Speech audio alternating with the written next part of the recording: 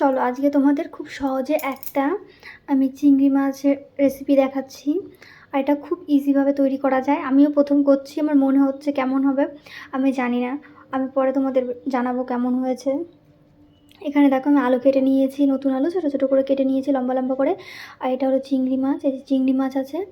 আর এখানে আমি আদা রসুন লঙ্কা, শুকনো লঙ্কা, কাঁচা লঙ্কা, শুকনো লঙ্কা আর জিরে আর আছে কি বলো তো, কি বলে, ধনে, এগুলো সব পেস্ট করা। চলো আমি এখন এখানে এগুলো সব নিয়ে নিচ্ছি। এইটা একটু ভাপা মতন তৈরি হবে। এগুলো সব মাখিয়ে তারপরে, আমার হাতে ফোনটা তো একটু অসুবিধা হচ্ছে। এখানে এখন একটু তেলটা আমার শাশুড়ি মার আবার বলে গেছে একটু বেশি করে দিতে। একটু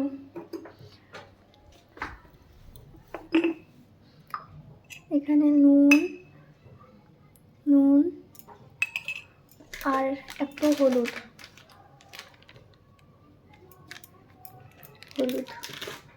এখন এটাকে মাখাতে হবে।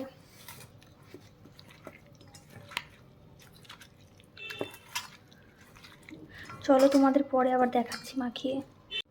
এই যে আমার মাখানো প্রায় হয়ে গেছে। দেখো আমি ভিডিওটা এইভাবে করছি কারণ না হলে অনেক বড় হয়ে যাবে ভিডিওটা। তারপরে তোমাদের আবার দেখাচ্ছি।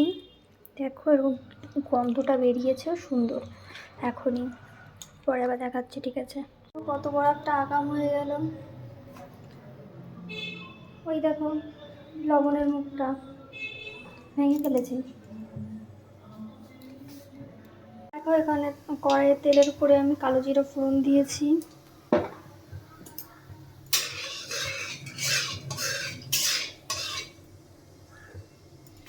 গ্যাসটা একটু কমিয়ে নিলাম। মাছগুলো একটা একটা করে দিয়ে দেবো।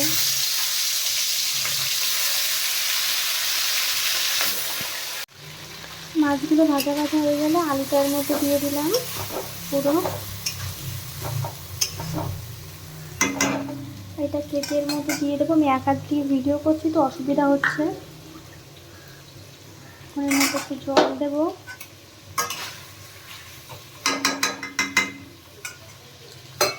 এখানে পরিমাণ মতন জল দিয়ে দিয়েছি। এখন এই জলটা ফুটতে দেবো, আর একটু ফুটলে পরে গ্যাসটা কমিয়ে আমি ঢেকে রাখবো। তো তোমাদের পরে দেখাচ্ছি।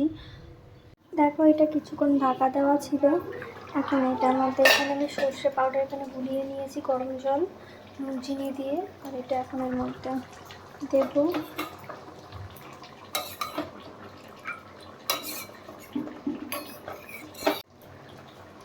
দেখো এখন এটা এর মধ্যে দিয়ে দিচ্ছি, দিয়ে বেশিক্ষণ জ্বালানো যাবে না,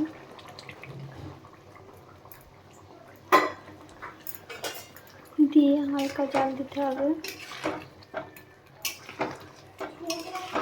রান্না হয়ে গেছে, গ্যাস বন্ধ করে এখন ঢাকা দিয়ে রাখবো কিছুক্ষণ। দেখো আমার রান্না হয়ে গেছে, এখন নামিয়ে নিয়েছি। দেখতে কেমন হয়েছে, তোমরা তো খেতে পারবে না, দেখে বলবে কেমন হয়েছে। ঠিক আছে, বাই।